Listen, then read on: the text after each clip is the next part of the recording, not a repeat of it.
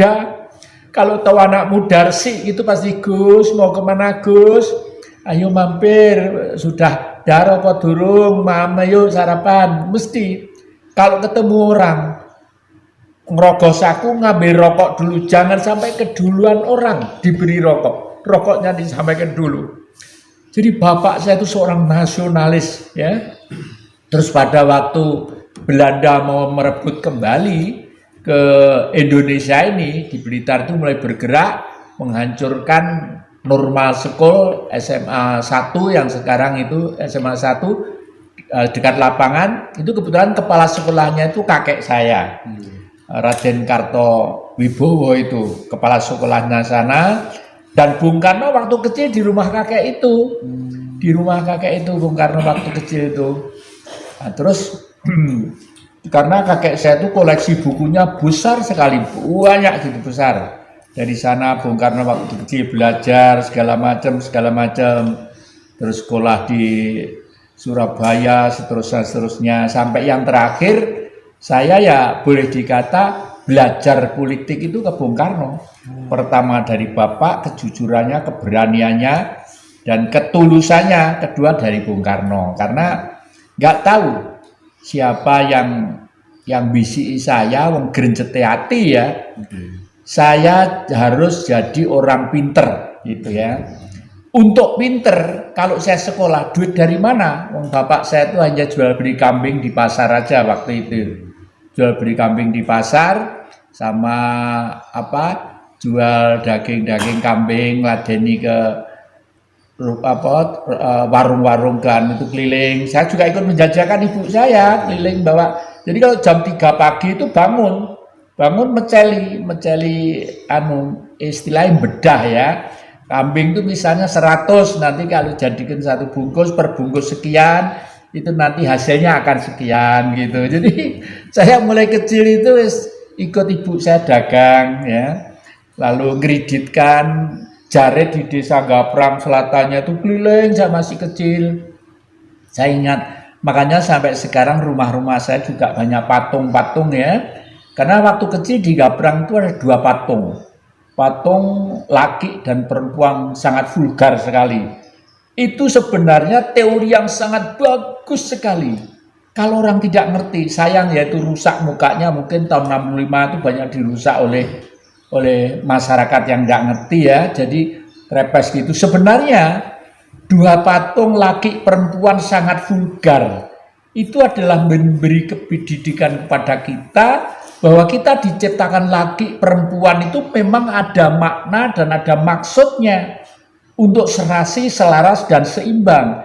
Karena kita harus yakin terhadap Sang Maha Pencipta, lalu yakin bahwa Tuhan bersinar di dalam tubuh kita. Makanya disebut gaprang. Go itu adalah sinar halus, perang itu adalah ketemu. Jadi laki perempuan itu memang sudah ditakdirkan untuk saling ketemu supaya ngerti tentang fungsi, makna dan peranan Tuhan. Karena bersinar di dalam tubuh manusia. Nah, maka dari itu di dalam kitab kurang lebih bunyinya, hai manusia, engkau kuciptakan berlainan untuk saling kenal, dan kuciptakan wanita, jadikanlah istri-istrimu. Maaf ini, bukan kok lalu semua harus jadikan istri, artinya gandengannya. Karena laki-laki hidup sendiri pun tidak akan mungkin dunia itu akan terbangun, dan wanita hidup sendiri pun tidak mungkin dunia itu akan terbangun dengan baik. Karena keseimbangan inilah ada sesuatu perasaan yang selaras dengan nuansa alam. Nah itu. Yang kedua, ternyata yang terakhir yang harus saya laksanakan itu pada waktu Bung Karno itu nyekar Mbah Putri sama Mbah Kakung ya di Bendogrit sana. Waktu itu kelihatannya Bung Karno itu sudah sadar kalau akan ada peristiwa 65. Karena waktu itu tahun 63 Bung Karno telepon sama Ibu Buwardoyo, yuk Jati joleh-dolen, aku somben nyadran gitu. Jadi nyadran itu istilahnya nyekar itu nyadran gitu. Terus Ibu nimbali saya, kamu jangan kemana-mana, Bung Karno mau rawuh sini, gitu kamu derek nyekar yang putri.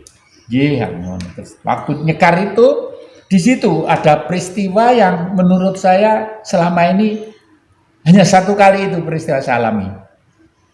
Upacara itu yang memimpin Ibu Sati dari Bali, ya wanita. Sebelum upacara ada saji-saji, terus Bu Sati bilang begini, nanti ya kalau ada lalat hijau 2 yang datang, tolong jangan digusah, karena itu lalat hijau yang datang 2 yang gede-gede itu adalah akan melihat kira-kira sesaji-sesaji ini sudah cukup atau belum gitu.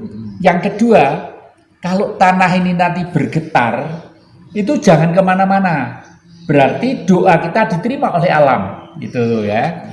Setelah itu betul ada lalat hijau gede, biasanya nggak seperti itu. Lalat hijau ya seperti itulah ya, seperti biasanya. Ya. Tapi itu gua agak gede, ngomong itu. Terus saya diem aja. Terus tanah itu bergerak. Nah, saya itu mau berdiri. Karena apa?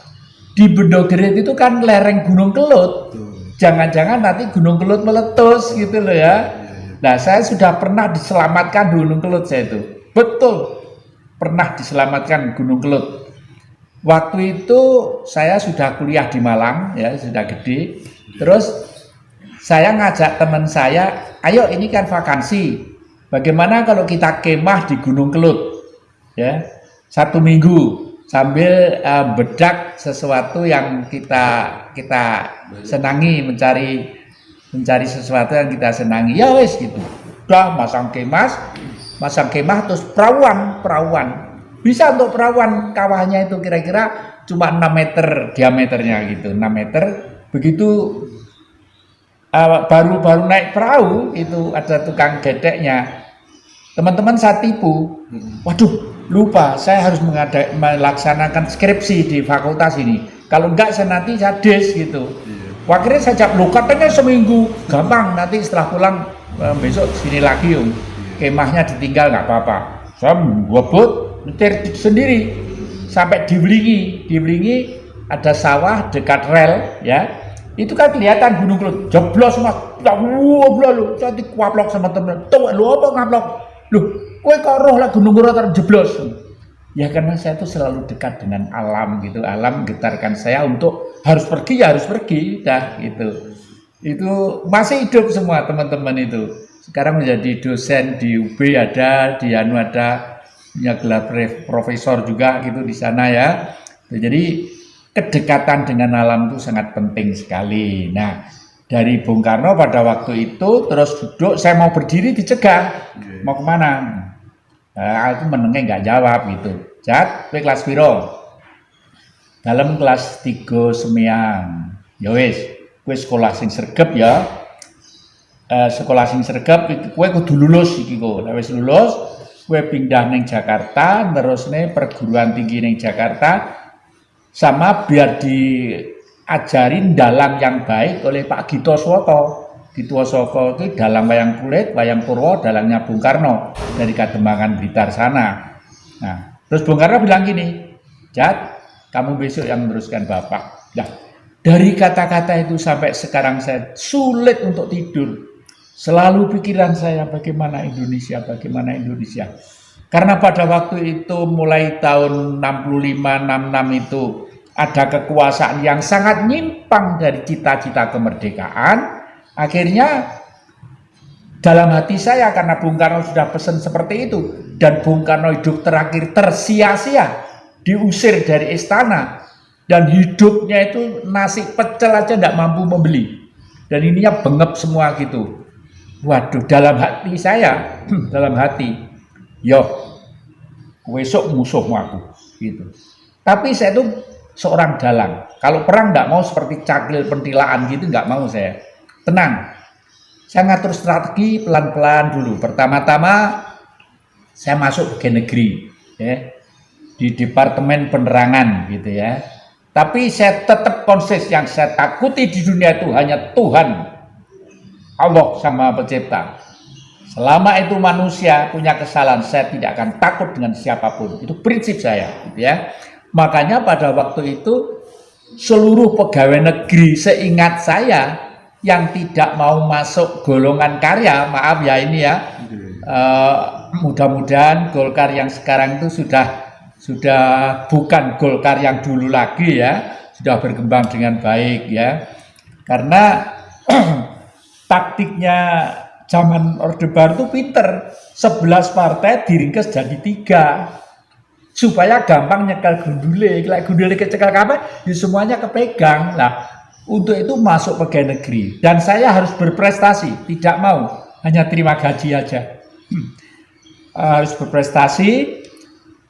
Saya termasuk karyawan prestasi 10 besar nasional.